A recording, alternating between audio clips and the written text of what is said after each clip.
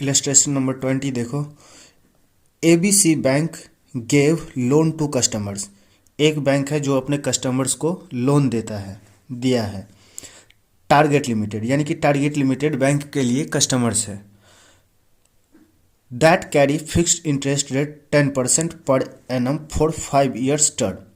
यानी कि 5 ईयर्स के लिए जो लोन ले रहा है उस पे 5 ईयर्स के लिए जो लोन ले रहा है उस पर 10% पर एनम के रेट से इंटरेस्ट लग रहा है। And 12% per annum for 3 years term.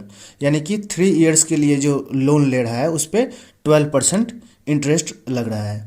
अब देखो, आप जब बैंक के पास जाते हो लोन लेने के लिए, तो बैंक कहीं ना कहीं आपसे इंटरेस्ट चार्ज करता है। तो बैंक के लिए एसेट्स हो गया क्या, आपको जो वो लोन दे रहा है उसके लिए वो एसेट्स हो गया। क्यों? क्योंकि उसी लोन पे वो पैसा अर्न करेगा। यानी कि उसका काम क्या है बैंक का? बैंक कम इंटरेस्ट पे, आप जब बैंक में पैसा डिपॉजिट करने के लिए जाते हो, एफडी करवाने के लिए जाते हो, तो आपको वो 7%, 4%, 5% का इंटरेस्ट रेट देता है। लेकिन जब आप उसके पास लोन लेने के लिए जाते हो तो वो आपको 12%, 13% के रेट से इंटरेस्ट लेता है। यानी कि ज़्यादा आपसे इंटरेस्ट चार्ज करता है और कम इंटरेस्ट देता है। इसी के बीच का जो मार्जिन होता है वो उसके लिए इनकम होता है और वहीं से वो इनकम जनरेट करता है। तो आप जितना ज़्यादा पीरियड के लिए लोगे जितना ज़्यादा पीरियड के लिए लोन लोगे बैंक के लिए उतना ही फ़ायदा है। तो यहाँ पे जब टारगेट लिमिटेड ने 5 ईयर्स के लिए लोन लिया तो उससे कम इंटरेस्ट चार्ज किया, यानी कि 10% चार्ज किया गया। और जब उसने 3 ईयर्स के लिए लिया तो उससे ज़्यादा इंटरेस्ट चार्ज किया गया।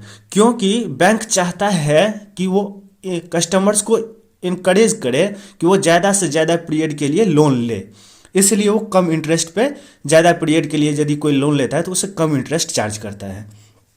हालांकि इससे हमारे क्वेश्चंस का कोई लेना देना नहीं है, लेकिन फिर भी अंडरस्टैंडिंग के लिए हमने ये डिस्कस कर लिया। Accordingly additionally the bank charges processing fee at the rate 1% principal amount borrowed.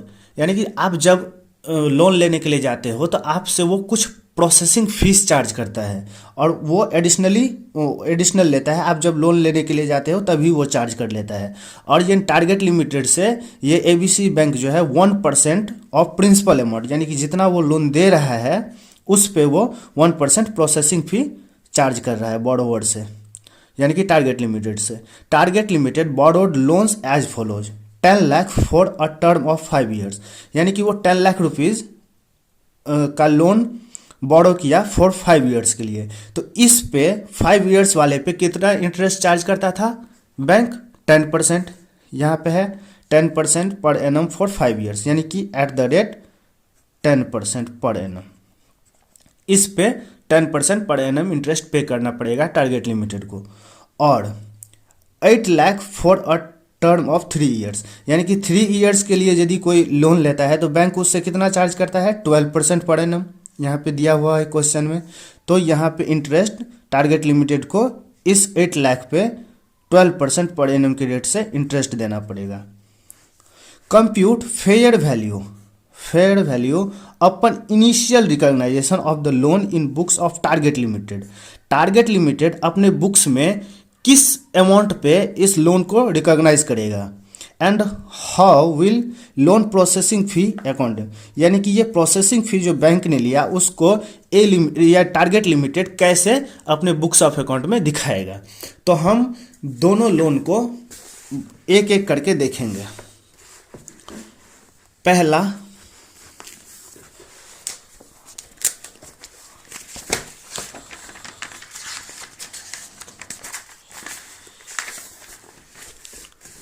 ये देखो इलस्ट्रेशन नंबर 20। इसमें 2 टाइप्स का लोन टारगेट लिमिटेड को दिया है। तो पहले हम पहले वाले लोन का डिस्कस करेंगे। ₹10 lakh for 5 years eight the rate 10% per annum. और दूसरा लोन है ₹8 lakh for 3 years eight the rate 12% per annum. ये दो टाइप्स का लोन टारगेट लिमिटेड ने लिया। अब देखो ये 5 ईयर्स के लिए है, 0 ईयर्स, 1 ईयर, 2, 3, 4, 5। यानी कि अब आप देखो, आप मान लो टारगेट लिमिटेड हो, आपने लोन लिया तो आपके बैंक में कितना पैसा आया होगा, 10 लाख रुपीज़ लोन का। आपको इंटरेस्ट कितना देना पड़ेगा, इंटरेस्ट 10 लाख पे 10%, यानी कि 1 लाख रुपीज़ पर एनम आपको इंटरेस्ट पे करना पड़ेगा। आप टारगेट लिमिटेड हो, आपको 1 लाख रुपीज़ करके 5 ईयर्स तक इंटरेस्ट पे करना पड़ेगा। ये कैसे आया पता चल गया ना आपको, ये 10 लाख रुपीज़ पे 10% पर एनम के रेट से ये इंटरेस्ट है, और 5 साल तक आप इंटरेस्ट पे करोगे, और लास्ट में 5th ईयर के एंड में आपको इसका प्रिंसिपल अमाउंट जो था वो भी लौटाना पड़ेगा। यानी कि ये कैश इनफ्लो हुआ आपका 0th ईयर में, और ये सारा आउटफ्लो हुआ।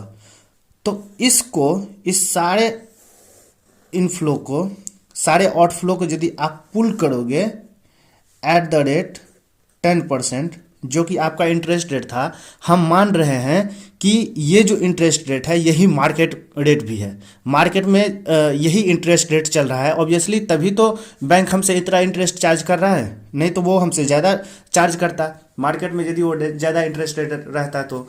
और यदि मार्केट में कम इंटरेस्ट रहता और बैंक हमसे ज़्यादा चार्ज करता तो आप बैंक से लेते कि आप मार्केट से जा करके ले लेते, दूसरे से ले लेते। तो हम ये एज्यूम कर रहे हैं कि मार्केट रेट 10% ही है, इसीलिए बैंक हमसे 10% चार्ज कर रहा है। तो जब हम इसको पुल करेंगे 0th ईयर में तो हमारा ये आएगा। लेकिन क्या बोला है क्वेश्चंस में, क्वेश्चंस में बोला है कि 1% प्रिंसिपल अमाउंट पे इसे प्रोसेसिंग फ़ी देना पड़ रहा है। यानी कि 10 लाख का 1% ट्रांजैक्शन कॉस्ट, आप 10 लाख का 1% आप करोगे तो 10,000 रुपीज़ का आपका ट्रांजैक्शन कॉस्ट हो जाएगा। यानी कि आपको तो 10 लाख रुपीज़ मिलेगा इनिशियली, उसमें से आप 10,000 रुपीज़ आप ट्रांजैक्शन कॉस्ट पे कर दोगे, ये ट्रांजैक्शन कॉस्ट हो गया। तो आपके पास अल्टीमेटली नेट अमाउंट कितना आया, 9,90,000 रुपीज़। अब इसे किस अमाउंट से पुल करें ताकि हमारा ये आ जाए, इसको हम बोलते हैं इफ़ेक्टिव इंटरेस्ट रेट। और इफ़ेक्टिव इंटरेस्ट रेट जो होगा इससे ज़्यादा होगा, क्योंकि हमें पता है, हमसे बैंक ने बोला था कि हम आपसे 10% इंटरेस्ट चार्ज करेंगे, 10% हमसे चार्ज कर रहा है, जो कि हम ये हर साल दे रहे हैं। लेकिन 0th ईयर में से जो हमसे 10,000 रुपीज़ का प्रोसेसिंग फ़ी के नाम पे हमसे वो चार्ज कर लिया, और वो भी तो कहीं ना कहीं हमारा आउटफ्लो ही है, हमारे पॉकेट से ही पैसा गया ना। ये सारा का सारा पैसा टारगेट लिमिटेड के पॉकेट से जाएगा, आज जाए या कल जाए। ये 1st ईयर में गया, 2nd year, 3rd year, 4th year, 5th year में 11 लाख रुपये जाएगा। वैसे ही हमने लोन लिया नहीं कि ट्रांजैक्शन कॉस्ट मेरा लग गया। जब हम बैंक के पास गए, बैंक ने कहने के लिए तो हमें 10 लाख रुपीज़ का लोन दिया, लेकिन उसने ट्रांजैक्शन फीस के नाम पे 10,000 रुपीज़ ले लिया। तो हमारे पॉकेट में तो अल्टीमेटली 0th ईयर में 9,90,000 ही आया। तो बैंक कहीं ना कहीं हमसे 10% से ज़्यादा इंटरेस्ट ले रहा है, और ये इफ़ेक्टिव इंटरेस्ट जो होगा ये 10% से ज़्यादा होगा। ये जो भी होगा ये 10% से ज़्यादा होगा हमेशा, क्योंकि ट्रांजैक्शन कॉस्ट भी इसमें इंक्लूड होगा। और जब हम जब हमारा ये यानी कि प्रेजेंट वैल्यू हमारा कम हमें लाना होता है तो हमें अपने इंटरेस्ट रेट को बढ़ाना पड़ता है। तो इस 10% से बढ़ाएंगे तभी हमारा 9,90,000 रुपीज़ आएगा, यानी कि इफेक्टिव इंटरेस्ट रेट 10% से बड़ा होगा। अब ये टारगेट लिमिटेड बुक्स में एंट्री क्या करेगा, देखो इसके पास ये क्या कर सकता है। पहले तो इसके पॉकेट में बैंक अकाउंट डेबिट, यानी कि बैंक में इससे पैसा आएगा, यानी कि लोन का पैसा तो बैंक इसे देगा ना, तो बैंक अकाउंट में इसके पास पैसा आएगा। तो 10 लाख रुपीज़ इसके पास मान लो पैसा आ गया, और इसने फाइनेंशियल लाइबिलिटी यानी कि लोन अकाउंट यानी कि फाइनेंशियल लाइबिलिटी इसने रिकॉग्नाइज कर लिया 10 लाख रुपीज़ का 0th ईयर पे। और तभी क्या हो गया, इनिशियली हमें पूछ रहा है कि इनिशियली क्या पूछ रहा है क्वेश्चन में, compute fair value of initial recognisation of the loan in books of Target Limited. यानी कि इनिशियली 0th ईयर में तो ये तो हमने निकाल लिया, फेयर वैल्यू 0th ईयर में यही होगा, हमने निकाल लिया 0th ईयर में फेयर वैल्यू 9,90,000 होगा। हाँ, और ये हमने एंट्री पास करके भी दिखा दिया कि बैंक अकाउंट ये करेगा। और दूसरी बात, ट्रांजैक्शन कॉस्ट अकाउंट डेबिट 10,000 का हमारा ट्रांजैक्शन कॉस्ट है टू बैंक अकाउंट। हमारे पॉकेट से मैंने मान लिया कि हमारे पास बैंक ने हमें पूरा का पूरा एक बार पैसा दिया और फिर हमसे 10,000 रुपया ट्रांजैक्शन कॉस्ट के नाम पे वापस ले भी लिया। और इसको हम, ये जो ट्रांजैक्शन कॉस्ट है, इसे हम क्या करेंगे, क्या हम इसे प्रॉफिट एंड लॉस अकाउंट में ट्रांसफर करेंगे? नहीं, इसे पीएल में ट्रांसफर नहीं करेंगे। पीएल अकाउंट डेबिट 10,000 ये नहीं होगा, यहाँ पे होगा फाइनेंशियल, यहाँ पे लोन अकाउंट होगा, लोन या फाइनेंशियल लाइबिलिटी अकाउंट। ये पीएल अकाउंट नहीं होगा, आप ऐसे लिख करके कट कर दो ताकि याद रहेगा। हम इसे फाइनेंशियल लाइबिलिटी से एसेट्स करेंगे। हम मानेंगे कि अल्टीमेटली हमें लोन मिला ही 9,90,000 का, हमें 10,000 जो रुपीज़ है ट्रांजैक्शन कॉस्ट के नाम पे हमसे बैंक ने लिया है, उसको हम लोन अमाउंट से घटा देंगे, माइनस कर देंगे टू ट्रांजैक्शन कॉस्ट अकाउंट।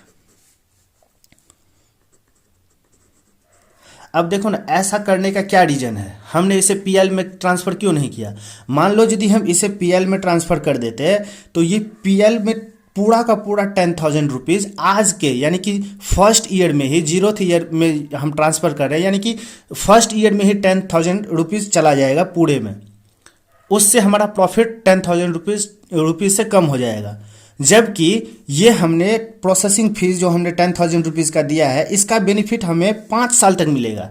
ये 10,000 रुपीज़ हमने अभी क्यों बैंक को दिया है ट्रांजैक्शन कॉस्ट के नाम पे, ताकि इस पे हम बेनिफिट अर्न कर सके, यानी कि 5 साल तक उस लोन अमाउंट का हम यूज़ करेंगे। तो ऑब्वियसली जब हम 5 साल तक उस लोन का यूज़ करेंगे तो उसका जो बेनिफिट है, वो इसका जो ये कॉस्ट है ट्रांजैक्शन कॉस्ट, वो भी जो है 5 साल में डिस्ट्रीब्यूट होना चाहिए। इसीलिए हम इसे डायरेक्ट पीएल में ना ट्रांसफ़र करके इसे हम लोन अकाउंट से एडजस्ट करते हैं। इसका हम एक कंबाइंड एंट्री भी पास कर सकते हैं। इसका कंबाइंड एंट्री क्या होगा, हम मान लेंगे bank account debit 9,90,000 to loan या फाइनेंशियल लाइबिलिटी अकाउंट। अल्टीमेट देखो ना, ये ट्रांजैक्शन कॉस्ट कट जाएगा, और ये जो फाइनेंशियल लाइबिलिटी एक बार हमने डेबिट किया है और इसमें से माइनस हो जाएगा, ये दोनों एडजस्ट होकर के हमारा ये यहाँ आ जाएगा 9,90,000। हाँ, और बैंक अकाउंट एक बार हमने डेबिट किया है, एक बार क्रेडिट किया है, तो इस दोनों को एडजस्ट करके हमारा ये बैंक में आ जाएगा अल्टीमेटली 9,90,000। तो हम या तो ये तीनों दिखाएं या इसे कंबाइंड एंट्री यही पास कर देंगे, लेकिन हम ये जो है ये वाला परफेक्ट है। क्यों? क्योंकि क्वेश्चंस में पूछा है, पहली बात तो पूछा है कि फेयर वैल्यू लोन का पूछ रहा है, इनिशियल रिकॉग्नाइजेशन यानी कि टारगेट लिमिट अपने बुक्स में किस फेयर वैल्यू पे लोन को दिखाएगा। तो हम बोल देंगे कि 9,90,000 रुपीज़ पे ये इसका फेयर वैल्यू है, और टारगेट लिमिटेड 9,90,000 रुपीज़ पे इनिशियली दिखाएगा। और दूसरा क्या पूछ रहा है, and how will loan processing fee accounted. Loan का जो प्रोसेसिंग फी इसने 1% चार्ज किया है, उसका भी अकाउंटिंग पूछ रहा है। तो उसका अकाउंटिंग हम ऐसे करके दिखाएंगे कि इसे हम पहले बैंक अकाउंट से डिडक्ट करेंगे और उसके बाद हम पीएल में ना चार्ज करके उसे लोन से हम एडजस्ट करेंगे। और ओवर द पीरियड, जिससे क्या होगा, ओवर द पीरियड 5 साल तक ड्यूरिंग द लोन पीरियड इस ट्रांजैक्शन कॉस्ट का हमें बेनिफिट मिलेगा। सेम ऐसे ही 3 इयर्स वाले टर्म लोन में करेंगे जिसका पीरियड 3 इयर्स था। अब देखो जीरोथ ईयर में हमारा 8 लाख रुपीज़ का टारगेट लिमिट ने लोन लिया।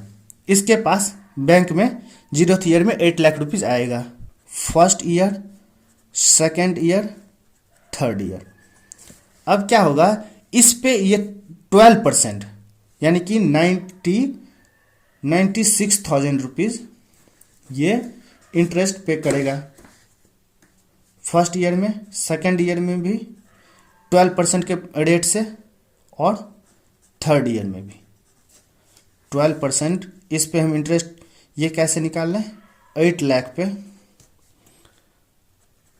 8 लाख का 12% के रेट से हमें फर्स्ट ईयर में टारगेट लिमिटेड इतना पे करेगा, 96,000 करके इंटरेस्ट पे करते जाएगा, और लास्ट में प्रिंसिपल अमाउंट रिपे कर देगा। अब देखो ये टोटल आउटफ्लो है जो टारगेट लिमिटेड अपने पॉकेट से पे करेगा बैंक को। और इसका यदि हम एट द रेट 12% करें तो ये 8 लाख रुपीज़ आएगा। इसको हम यदि पुल करेंगे प्रेजेंट वैल्यू पे जीरोथ ईयर में तो ये 8 लाख रुपीज़ आएगा। और इसमें हमें 1% ट्रांजैक्शन कॉस्ट लगा है एट द रेट 1%, तो 8 लाख का 1% कितना हो जाएगा, 8,000 रुपीज़। हाँ, इससे हम क्या करेंगे, पीएल में ना चार्ज करके हम लोन अमाउंट से ही डिडक्ट कर देंगे, यानी कि अल्टीमेटली 7,92,000 रुपीज़ इसके बैंक में आया होगा। यानी कि ये फेयर वैल्यू, लोन का fair value, initial fair value हो गया जीरोथ ईयर में, fair value at the zeroth year. Loan का फेयर वैल्यू जो हमसे क्वेश्चन में पूछा था, ये सेकंड केस में, सेकंड वाले 12% वाले लोन में, यानी कि 3 इयर्स के लिए जो लोन दिया था उसमें उसका फेयर वैल्यू 7,92,000 हो गया। अब देखो अब क्या होगा, इसका एंट्री ए लिमिटेड क्या पास करेगा, पहला बैंक अकाउंट डेबिट। पहले आप दिखा दो कि आपके पास पहले पैसा आ गया, टारगेट लिमिटेड के बैंक अकाउंट में पैसा आ गया। To loan financial liability account 8 lakh rupees का। फिर उसके बाद आप जब ने लोन लिया तो उसी टाइम प्रोसेसिंग फीस के नाम पे आपसे बैंक ने, यानी कि टारगेट लिमिटेड से 1% यानी कि 8,000 रुपीज़ उसने चार्ज भी कर लिया। तो इसको हम पीएल में ना ट्रांसफ़र करके लोन यानी कि financial liability account debit 8,000 to bank account.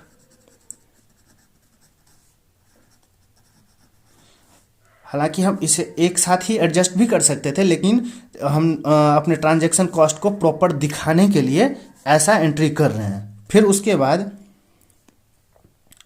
Bank account से इसका पैसा चला गया, ये ट्रांजैक्शन कॉस्ट पहले लिखो, इसे फिर हम दोबारा लोन अकाउंट से एडजस्ट करेंगे। ट्रांजैक्शन कॉस्ट पहले लिखो, पता तो चले कि ट्रांजैक्शन कॉस्ट के नाम पे आपने पे किया है। फिर उसके बाद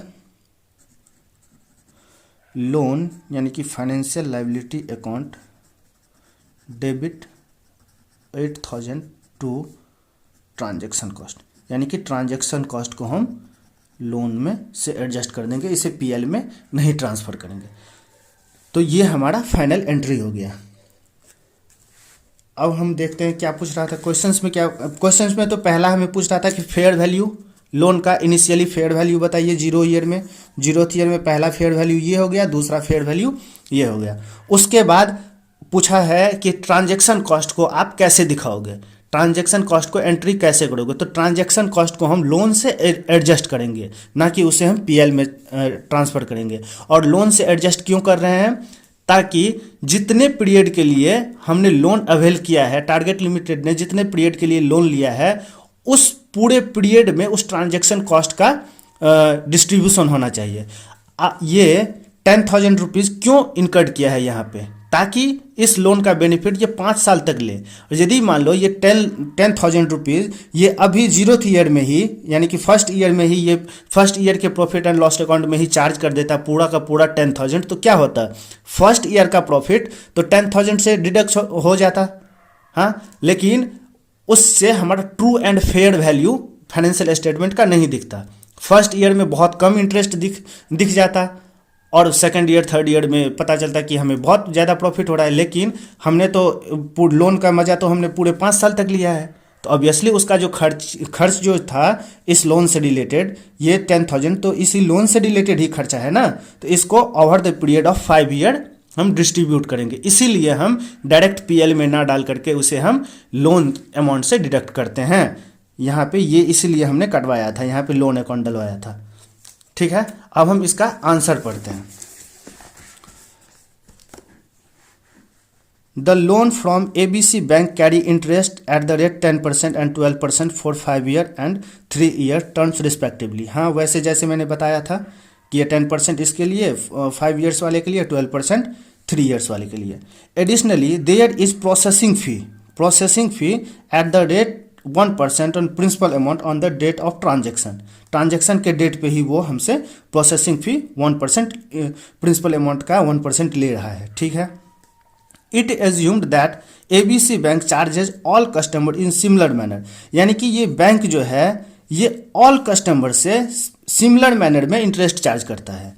hence this is respective of market rate of interest, इसीलिए इसे मार्केट इंटरेस्ट रेट मान लिया है। जैसा कि मैंने पहले ही बोला था कि यदि वो मार्केट इंटरेस्ट रेट पे आपको नहीं देगा, मार्केट इंटरेस्ट मान लो अब 10% चल रहा है और वो आपसे 15% मांगेगा, तो आप बेवकूफ़ थोड़ी ना हो। टारगेट लिमिटेड बेवकूफ़ थोड़ी ना है कि 15% पे बैंक से ले लेगा, वो दूर मार्केट से जाकर के लोन लेगा।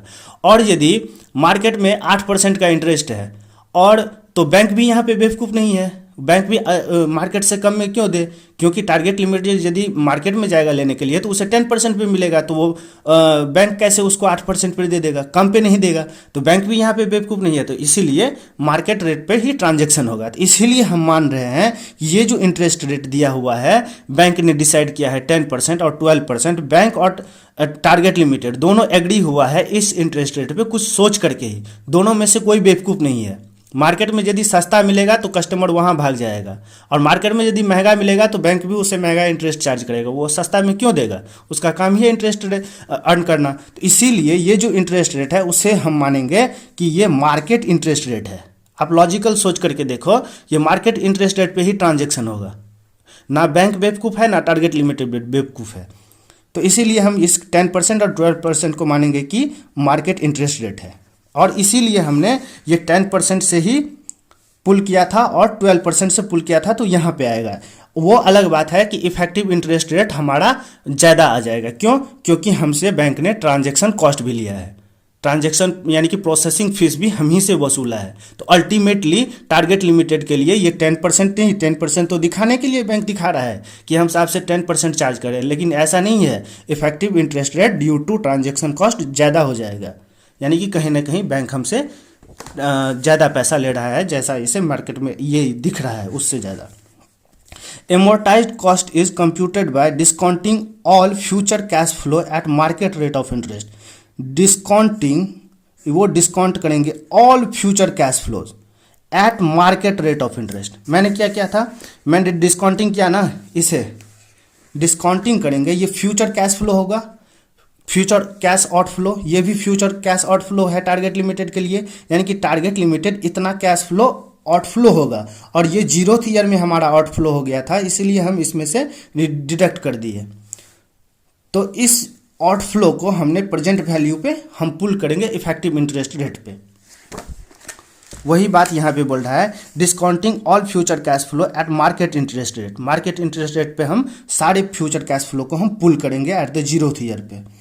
फर्दर एनी ट्रांजेक्शन फी, जो ट्रांजेक्शन कॉस्ट था, are integral part of the transaction, यानी कि वो जो प्रोसेसिंग फीस था वो इस ट्रांजेक्शन का इंटीग्रल पार्ट है, उसे हम सेपरेट नहीं कर सकते हैं। Transaction are adjusted in effective interest rate. मैंने बताया था ना कि ये इफेक्टिव इंटरेस्ट रेट में एडजस्ट होगा, ना कि हम इसे पीएल में चार्ज करेंगे। Recognised over term of instrument, यानी कि वो 5 ईयर्स एंड 10 ईयर्स जो टर्म्स ऑफ इंस्ट्रूमेंट था, लोन का जो टर्म्स था, उसके पीरियड में, उस पीरियड में उसको प्रोसेसिंग फ़ी को एमोर्टाइज करने के लिए, रिकॉग्नाइज करने के लिए हमने इफेक्टिव इंटरेस्ट रेट कैलकुलेट करने की कोशिश की है, यानी कि उसे हम लोन से प्रोसेसिंग फ़ी को डिडक्ट कर दिया है। Hence loan processing fee shall be reduced from the principal amount. ये क्या बोल रहा है, यही हैंस लोन प्रोसेसिंग फ़ी यानी ट्रांजैक्शन कॉस्ट जो था उससे हम shall be reduced from principal amount, principal amount से हम उसे डिडक्ट कर देंगे। ये देखो, प्रिंसिपल से हमने क्या किया था, प्रोसेसिंग फ़ी को डिडक्ट किया था। हाँ, प्रिंसिपल अमाउंट से हमने प्रोसेसिंग फ़ी को डिडक्ट किया था। To arrive the value on day 1 upon initial recognisation, यानी कि हमें इनिशियल रिकॉग्नाइजेशन यानी कि डे 1 यानी कि 0th ईयर पे आने के लिए हमने उसे प्रोसेसिंग फ़ी को हम अपने लोन अमाउंट से डिडक्ट कर दिया। हमने भी ऐसा प्रैक्टिकली करके दिखाया है, इसी को इसने इंस्टीट्यूट ने लैंग्वेज में लिखा है, जिसे हमने प्रैक्टिकल किया है। Fair value 5 years term loan 10 lakh minus 10%, यानी कि 1% का जो ट्रांजैक्शन कॉस्ट था उसे डिडक्ट कर लिया, 9,90,000 आ गया। यानी कि फेयर वैल्यू, जैसे मैंने बताया था, fair value of 5 years term loan का फेयर वैल्यू कितना है, होगा 9,90,000। इसने भी ऐसे ही कैलकुलेट किया है और हमने भी ऐसे ही कैलकुलेट किया था। 10 लाख में से 10% यानी कि 10 लाख का 1% माइनस किया था, जिसकी वजह से हमारा 9,90,000 फेयर वैल्यू आ गया। ठीक है। दूसरी बात, fair value of 3 years term loan. अब ये दूसरा जो लोन था हमारा 3 ईयर्स वाला, उसका फेयर वैल्यू यानी कि लोन अमाउंट ये हो गया, उसमें ट्रांजैक्शन कॉस्ट 1% माइनस कर दिया तो 7,92,000 निकल गया।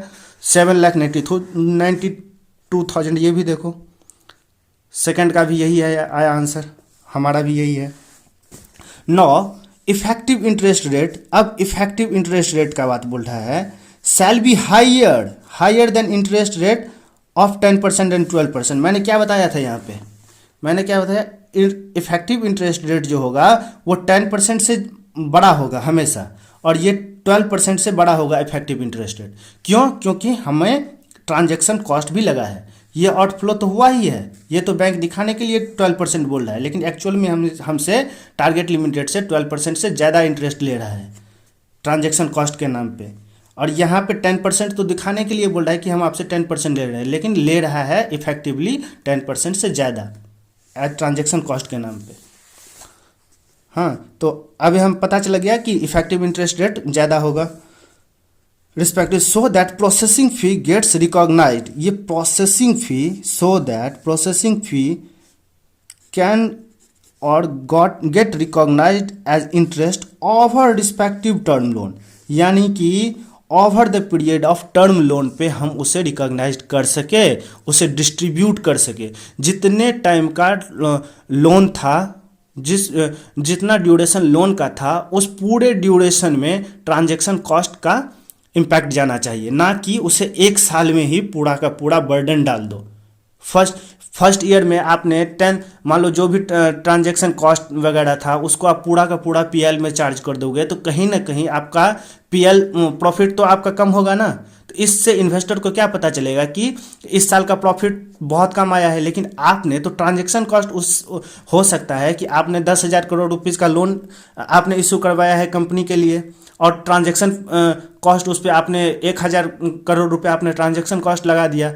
1,000 करोड़ का आप यदि सोचो कि उसी ईयर में आप पीएल में उसे डाल दोगे as a transaction cost expense दिखा दोगे, तो 1,000 करोड़ रुपीज़ का आपका डिडक्ट हो जाएगा ना प्रॉफिट। कहीं ना कहीं आप लॉस में चला जाएगा आपका ऑर्गेनाइजेशन। तो इन्वेस्टर तो यही सोचेगा ना कि 1,000 करोड़ रुपीज़ का हैवी नुकसान हो गया, लेकिन ऐसा तो रियलिटी में है नहीं। ये तो आपको प्रोसेसिंग फी की वजह से हुआ। इसका जो आपने लोन लिया है, इसका बेनिफिट तो आप over the period of 5 year and 3 years लोगे, इसीलिए ट्रांजैक्शन कॉस्ट का भी impact over the period of loan जाना चाहिए। इसीलिए हम इसे 0th ईयर में, इनिशियल ईयर में पीएल में ना डाल करके ओवर द उसे लोन अमाउंट से एडजस्ट करते हैं, ताकि इसका impact over the period of term of loan जा सके। पूरे टर्म लोन का जो टर्म है उसमें उसको हम डिस्ट्रीब्यूट कर सके ट्रांजैक्शन कॉस्ट को। बस हमारा यही ऑब्जेक्टिव था। हमने ये लैंग्वेज में जो लिखा है बस उसे हमने प्रैक्टिकली सॉल्व करके यहाँ दिखा दिया है। आप ऐसे पूरा का पूरा ये जर्नल एंट्री पास कर दोगे और अपने लैंग्वेज में लिख दोगे, ये चलेगा वैसे ही।